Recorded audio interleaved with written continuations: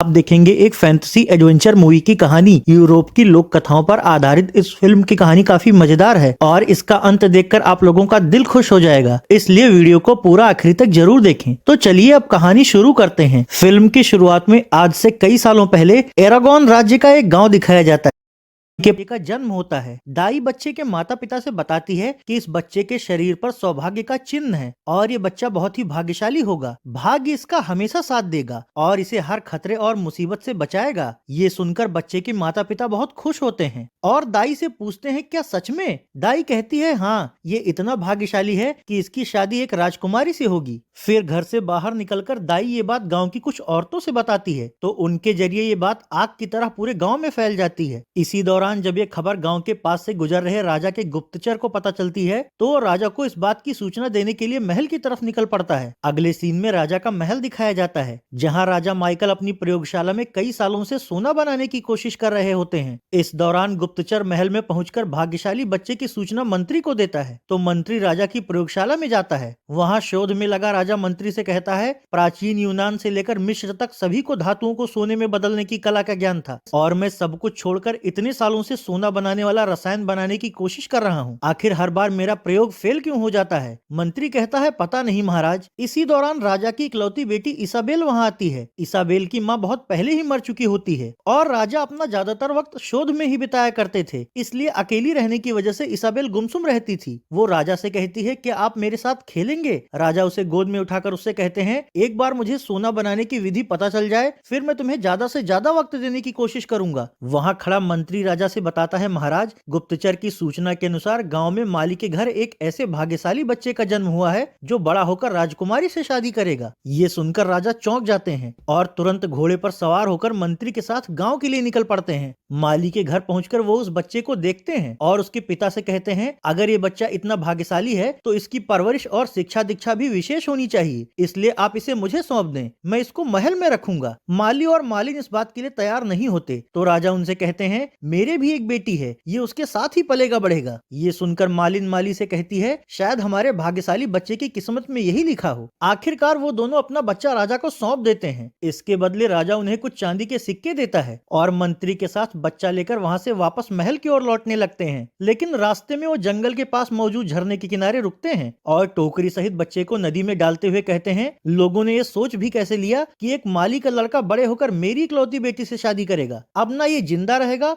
और ना ही बड़ा होगा। इसके बाद राजा अपने महल को लौट जाते हैं और टोकरी में रखा वो बच्चा नदी के पानी में बहता हुआ वहाँ से दूर एक दूसरे गांव तक पहुँच जाता है। वहाँ नदी के किनारे कपड़े धो रही एक लोहार की पत्नी जब नदी में उस बच्चे को रोते हुए देखती है तो वो जल्दी से नदी में उतरकर बच्चे को टोकरी से उठा लेती है और उसे लेकर अपने घर चली आती है। वहाँ लोहार पूछता है कि किसका बच्चा उठा लाई हो तुम? तो उसकी पत्नी कहती है किसी ने इसे नदी में फेंक दिया था। इतने सालों से हम बच्चा पाने के लिए भगवान से प्रार्थना कर रहे थे, आखिर उन्होंने हमारी सुन ली, अब से हम इस बच्चे को पालेंगे। लोहार भी इस बात से बहुत खुश होता है। दोनों इस बच्चे का नाम रॉन रखते हैं। धीरे धीरे गुजरते हुए वक्त के साथ रॉन बड़ा होने लगता है और गांव के बाकी बच्चों के साथ घुल मिल जाता है। वो बहुत ही प्रतिभाशाली होता है और अपने आसपास के लोगों को हमेशा खुश रखता है। एक दिन गांव में एक वायलिन बजाने वाला आता है तो रॉन उससे वायलिन बजाना सीख लेता है। कुछ सालों बाद वो जवान हो जाता है और अब तक वो काफी अच्छी वायलिन बजाने लगता है। दूसरी ओर राजा की बेटी इसाबेल भी अब तक जवान हो चुकी होती है, लेकिन इतने सालों बाद भी राजा सोना बनाने का फॉर्मूला खोजने में ही लगा होता है, इसलिए ना तो वो अपनी बेटी को वक्त दे पाता है और ना ही अपनी प्रजा को। प्रयोग में बार बार असफल हो रहे राजा से उनका मंत्री कहता है महाराज, पड़ोसी राज्य में ग्रीक सभ्यता से जुड़ी एक प्राचीन सोना बनाने की विधि मिल जाए। ये सुनते ही राजा मंत्री के साथ घोड़े पर सवार होकर वो किताब लाने के लिए निकल पड़ता है। अगले सीन में रॉन का गाँव दिखाया जाता है जहाँ किसी घर के आयोजन में रॉन वायलिन बजा रहा होता है और सभी लोग उसकी धुन पर नाच रहे होते हैं। इस दौरान किताब लाने के लिए निकला राजा जब उस गाँव के पास से गुजर रहा होता है तभी बारिश होने लगती है। बारिश से बचने के लिए राजा इत्तेफाक से उसी घर में जाता है जहां आयोजन में सभी लोग नाच रहे होते हैं। राजा को देखकर बाकी सभी लोग तो नाचना बंद कर देते हैं, पर रॉन अभी भी मस्ती में वायलिन बजा रहा होता है। फिर जब उसके पिता उसे राजा के बारे में बताते हैं तब वो भी राजा का अभिवादन करता है। राजा उससे पूछते हैं कि तुमने इतना अच्छा वायलिन बजाना कहाँ से सीखा? रॉन के पिता कहते हैं इसने ये खुद ही सीखा है। अब रॉन राजा से कहता है भले ही मेरी माँ को मैं आज के 20 साल पहले नदी में मिला था, पर मेरे माँ बाप मुझे अपने सगे बेटे से भी ज्यादा प्यार करते हैं। लोहार राजा से कहता है ये भाग्यशाली है कि नदी में इसे कोई नुकसान नहीं पहुंचा। ये सुनकर राजा हैरान हो जाते हैं क्योंकि उन्हें और उनके मंत्री को पता लग जाता है कि ये वही बच्चा है जिसे उन्होंने आज के 20 साल पहले टोकरी सहित नदी में फेंका था। ये जानकर राजा का गला सूखने लगता है और वो पानी पीकर रॉन से कहता है 2 दिन बाद राजकुमारी का जन्मदिन है। मैं अनुसंधान के काम से बाहर जा रहा हूँ, पर मैं चाहता हूँ तुम उस दिन महल में अपना वायलिन बजाओ, राजकुमारी को ये पसंद आएगा। रॉन कहता है मैं एक लोहार का बेटा हूँ, आपके वहाँ न रहने पर मुझे महल में घुसने ही नहीं दिया जाएगा। ये सुनकर राजा एक पत्र लिखता है और उस पर अपनी मुहर लगाकर पत्र को रोल करके रॉन को देते हुए कहता है महल के गेट पर पहुंचकर तुम ये पत्र वहाँ के द्वारपाल को दिखाओगे तो वो सब समझ जाएगा। फिर राजा रॉन से अभी महल के लिए निकलने को कहता है और खुद अपने मंत्री के साथ रसायन शास्त्र की किताब लाने चला जाता है। तो अब रॉन भी अपने माता पिता से गले मिलता है और अपना वायलिन लेकर राजमहल जाने के लिए निकल पड़ता है। वो जंगल के रास्तों से होकर आगे बढ़ रहा होता है। इससे पहले वो कभी राजमहल तक नहीं गया था और चलते चलते रात भी हो जाती है, इसलिए वो जंगल में रास्ता भटक जाता है। अगले सीन में उसी जंगल में आग जलाकर बैठे हुए कुछ विद्रोहियों को दिखाया जाता है। उन लोगों ने उस जंगल में ही अपना डेरा डाल रखा था। वो आपस में बात कर रहे होते हैं कि राजा से बचने के लिए हमें किसी सुरक्षित स्थान पर छिपना होगा। इसी दौरान जंगल में भटक रहा रॉन वहाँ पहुँच जाता है। उसे देखकर वो लोग चौकन्ने हो जाते हैं और उसे पूछते हैं कि तुम यहाँ क्या कर रहे हो। रॉन कहता है मैं राजा के महल तक जा रहा था, पर रात होने की वजह से रास्ता भटक गया हूँ, इसलिए सुबह होने तक मैं कहीं रुकने की जगह खोज रहा हूँ। राजा का नाम सुनते ही वो लोग तलवार निकाल लेते हैं। तो रॉन उनसे कहता है मैं राजा का दोस्त या रिश्तेदार नहीं हूँ, उन्होंने अपनी बेटी के जन्मदिन के मौके पर मुझे उनके महल में जाकर वायलिन बजाने का आदेश दिया है। ये सुनकर विद्रोहियों का सरदार अपने साथियों को उस पर हमला करने से रोकता है और रॉन से कहता है हम लोग विद्रोही हैं, तुमने हमारे बारे में जरूर सुना होगा। रॉन कहता है हाँ। तो सरदार उससे कहता है हम उस लालची राजा को हटाना चाहते हैं क्योंकि वो जनता का सारा धन अपना सोना बनाने के शोध पर बर्बाद कर देता है, फिर भी आज तक वो सोना नहीं बना पाया। उसे जनता के दुख दर्द से कोई मतलब नहीं है। रॉन कहता है मुझे ये सब नहीं पता था। तो सरदार उससे कहते हैं तुम यहाँ रात भर रुक सकते हो, पर हम तुम पर नजर रखेंगे। इसके बाद वो लोग रॉन को वहीं अपने तंबू के पास एक पेड़ से बांधकर बिठा देते हैं और उसके पास से राजा का पत्र ले लेते हैं। सरदार जब अपने साथियों के साथ उस पत्र को पढ़ता है तो चौंक जाता है क्योंकि उसमें राजा ने लिखा था कि जैसे ही ये लड़का महल के द्वार पर पहुंचे तुरंत इसको मार डालो और मेरे आदेश का पालन न करने वाले को सजा दी जाएगी। ये पढ़कर सरदार कहता है ये बेचारा खुद अपनी मौत के मुंह में जा रहा था, शायद इसने पत्र को पढ़ा भी नहीं होगा। इस पर उसका साथी कहता है हमें उस दुष्ट राजा को सबक सिखाना होगा। सरदार कहता है हाँ ये अच्छा मौका है। तो अब सरदार अपने तंबू में जाता है और उस पत्र में लिखी राइटिंग की नकल करके एक दूसरा पत्र लिखता है। फिर वो उस पर राजा की मुहर से मिलती जुलती मुहर भी लगा देता है और उसे पहले की तरह बांध देता है। वहीं पेड़ के पास बंधा हुआ रॉन अब तक सो चुका होता है। सुबह जागने पर वो विद्रोही रॉन को आजाद कर देते हैं और उसको पत्र देते हुए कहते हैं अब तुम राजा के महल में जा सकते हो। ये सुनकर रॉन बहुत खुश होता है और अपना वायलिन लेकर वापस महल जाने के लिए निकल पड़ता है। महल पहुंचकर रॉन राजा का मुहर लगा हुआ पत्र द्वारपाल को देता है। तो द्वारपाल वो पत्र राजमहल के पादरी को देता है। जब पादरी वो पत्र पढ़ता है तो चौंक जाता है क्योंकि उसमें लिखा होता है कि जैसे ही ये लड़का पत्र लेकर राजमहल में पहुंचे तुरंत राजकुमारी के साथ इसकी शादी करा दी जाए और इस आदेश का पालन न करने वाले को दंड दिया जाएगा। ये पढ़ते ही पादरी तुरंत नन से कहकर राजकुमारी को अपने पास बुलवाते हैं। राजकुमारी पादरी के पास आकर उनसे कहती है कि ऐसी भी क्या जल्दी थी जो मुझे तुरंत बुला लिया आपने। तो पादरी उन्हें राजा का पत्र पढ़ने को देते हैं। जब राजकुमारी इसाबेल वो पत्र पढ़ती हैं तो उनका दिमाग गर्म हो जाता है और वो पादरी से कहती हैं कि ये कैसे हो सकता है कि मुझे तुरंत शादी करनी है और किससे करनी है ये शादी। तो पादरी रॉन की ओर इशारा करके कहता है इस लड़के से। ये सुनकर रॉन भी हैरान हो जाता है क्योंकि उसे भी ये नहीं पता होता कि पत्र में शादी की बात लिखी है। अब राजकुमारी रॉन से पूछती है कि क्या तुम कोई राजकुमार हो। रॉन कहता है नहीं, मैं तो एक लोहार का लड़का हूँ और यहाँ वायलिन बजाने आया था। ये सुनते ही राजकुमारी और भी भड़क जाती हैं और कहती हैं तो अब मुझे एक लोहार से शादी करनी पड़ेगी, ये नहीं हो सकता, मेरे पिता ऐसा बिल्कुल नहीं चाहेंगे, जरूर कुछ गड़बड़ है। इस पर पादरी कहता है ये राजा का आदेश है, पत्र पर उन्हीं की लिखावट और मुहर है। इसाबेल कहती है कुछ भी हो, मैं एक राजकुमारी हूँ, इसलिए मैं इस 2 कौड़ी की लोहार से शादी नहीं करूंगी। अब पादरी उन्हें समझाता है कि पत्र के अनुसार राजा का आदेश न मानने वाले को कड़ी सजा दी जाएगी। मजबूरी में राजकुमारी पादरी से शादी के लिए हामी भर देती है। तो अब पादरी उन दोनों को चर्च में ले जाता है जहाँ वो इसाबेल से पूछता है कि क्या तुम रॉन को अपनी पत्नी के रूप में स्वीकार करती हो। इसाबेल कहती है अपनी मर्जी से नहीं, जबरदस्ती से। तो पादरी कहता है अब राजा के आदेश की मजबूरी है, क्या किया जा सकता है। इसके बाद वो रॉन से भी पूछता है कि क्या तुमको राजकुमारी अपनी पत्नी के रूप में स्वीकार है। रॉन कहता है मुझे स्वीकार है, लेकिन अगर राजकुमारी की मर्जी हो तभी, जबरदस्ती नहीं। पुजारी कहता है ठीक है, अब ये शादी संपन्न हुई, आखिरी रस्म के रूप में तुम दोनों एक दूसरे को किस करो। रॉन को तो राजकुमारी राजकुमारी पहली नजर में ही पसंद आ गई थी, इसलिए वो राजकुमारी को किस करना चाहता है। पर राजकुमारी कहती है मैं तुम पर थूकूंगी भी नहीं, किस करना तो बहुत दूर की बात। निराश होकर रॉन जब राजमहल की गलियारे में आता है तो उसे किताब लेकर अंदर आते हुए राजा और उसके मंत्री दिखते हैं। उन्हें देखते ही वो छिप जाता है। वहीं राजा जब अपनी प्रयोगशाला में जाता है तो पादरी वहां उनसे मिलने जाता है। राजा अपने साथ लाई पुस्तक पढ़कर पादरी से कहते हैं मुझे सोना बनाने वाला फॉर्मूला मिल गया है, लेकिन इस फॉर्मूला को बनाने के लिए मुझे शैतान के 3 सुनहरे बाल चाहिए। ये सुनकर पादरी कहता है महाराज ये गलत है, अब सोना बनाने के लिए आप शैतानी चीजों की मदद लेंगे।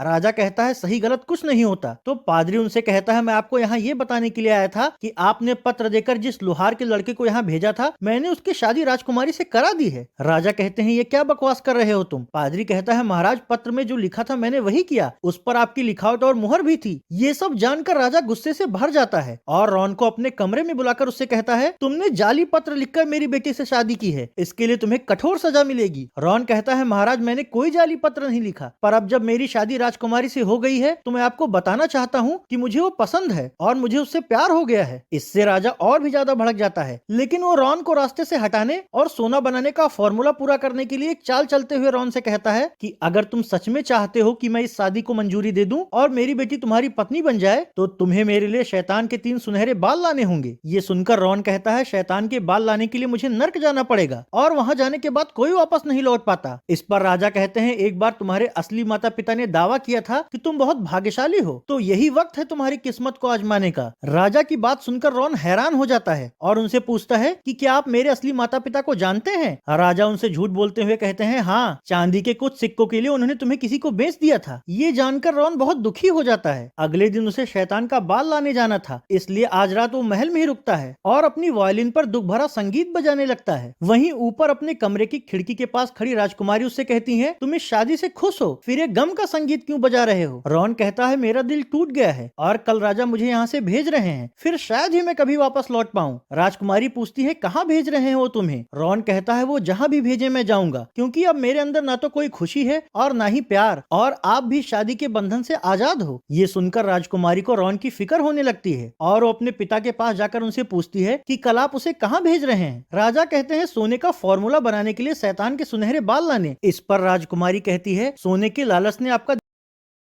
नरक के सफर पर जाने के लिए महल से निकल पड़ता है। उसके जाने के कुछ ही देर बाद राजकुमारी भी आदमी का वेश बनाकर घोड़ा लेकर महल से बाहर निकलती है। जब राजा अपनी बेटी को महल से बाहर निकलते हुए देखते हैं तो वो उसे रोककर पूछते हैं ये वेश बदलकर तुम कहाँ जा रही हो। राजकुमारी कहती है आपने उस भोले भाले रॉन को मारने के लिए भेजा है, मैं उसे बचाने जा रही हूँ। तो राजा उसे रोकने की कोशिश करते हैं और उसके पास से रॉन का वायलिन लेकर तोड़ देते हैं। इससे इसाबेल अपने पिता से और भी ज्यादा नाराज हो जाती है और कहती है आज से आपका मेरा बाप बेटी का रिश्ता खत्म हो गया। फिर वो घोड़े पर सवार होकर वहां से चली जाती है। अगले सीन में रॉन को दिखाया जाता है जो नर्क तक जाने के लिए भटक रहा होता है, पर उसे वहां तक जाने का रास्ता नहीं पता होता, इसलिए वो रास्ते में मिलने वाले हर इंसान से वहां जाने का रास्ता पूछता है, पर कोई भी उसे रास्ता नहीं बता पाता। इस दौरान आगे बढ़ते वक्त उसे वेश बदलकर उसके पीछे आई राजकुमारी मिलती है। वो रॉन से कहती है अगर तुम्हें भूख लगी हो तो तुम मेरे साथ खा सकते हो। रॉन कहता है लेकिन खाने के बदले मेरे पास तुम्हें देने के लिए एक सिक्का तक नहीं है। इसाबेल कहता है उसकी कोई जरूरत नहीं है। तो अब रॉन एक पेड़ के पास बैठकर उसके साथ खाना खाने लगता है। राजकुमारी को पता होता है, फिर भी वो उससे पूछती है कि तुम कौन हो और कहाँ जा रहे हो। रॉन कहता है राजा ने मुझे नर्क जाने का आदेश दिया है और अगर मैं उनके आदेश का पालन नहीं करूंगा तो मुझे और मेरे परिवार को सजा देंगे। इसाबेल कहती है मैं एक खोजी शिकारी हूँ, इत्तेफाक से मैं भी नर्क तक जाना चाहती हूँ क्योंकि दुनिया में बहुत कम लोग वहाँ जिंदा गए हैं, इसलिए इस सफर में मैं भी तुम्हारे साथ चलूंगा। रॉन कहता है पर मुझे तो वहाँ जाने का रास्ता ही नहीं पता। तो इसाबेल कहती है यहाँ से आगे वेल्स नाम का एक गाँव है, वहाँ हमें इसके बारे में जानकारी मिल सकती है। अब यहाँ से रॉन इसाबेल के साथ घोड़े पर सवार होकर आगे बढ़ता है। फिर जब ये दोनों वेल्स गांव में पहुंचते हैं तो वहाँ चारों तरफ सन्नाटा पसरा होता है और कुएं के पास एक औरत अपने बच्चे के साथ बैठी हुई होती है। इसाबेल उससे पूछती है कि यहाँ के सभी लोग कहाँ गए। औरत कहती है मीठा पानी देने वाला गांव का एक कुआं अचानक सूख गया, जिससे लोगों की जिंदगी बहुत मुश्किल हो गई थी, इसलिए सभी लोग गाँव छोड़कर चले गए, अब बस मैं ही बची हूँ। तो इसाबेल उससे कहती है वापस लौटने पर हम तुम्हारे गाँव की जरूर मदद करेंगे, पर क्या तुम मुझे नर्क तक जाने का रास्ता बता सकती हो।